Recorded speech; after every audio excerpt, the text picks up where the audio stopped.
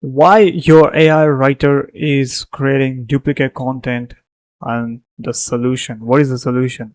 So if you read articles and if you don't know what is duplicate content, basically, let's just say you have used AI, ChatGPT or Gemini to write an article. So this is article number one and this is a keyword number one, which is a key K1.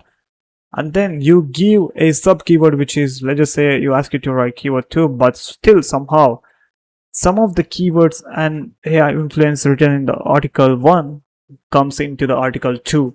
Now this is similar to the article 1 and it is called duplicate content. So how to reduce this? So sometimes AI hallucinates and sometimes AI makes mistake and sometimes AI writes duplicate content and sometimes AI rewrites everything which is already written. Now, in order to reduce that, what you can do is you can give a simple prompt, which is this. The article should be personalized, first-person perspective, add experience, use simple local language, make it conversational but formal, describe the scenarios running. Now, this way, you're going to get a unique article. Maybe you can also add, remove the plagiarism or make it unique so that you will get an entire humanized content. So that's it. With that said, the link will be in the description. Make sure to check that out.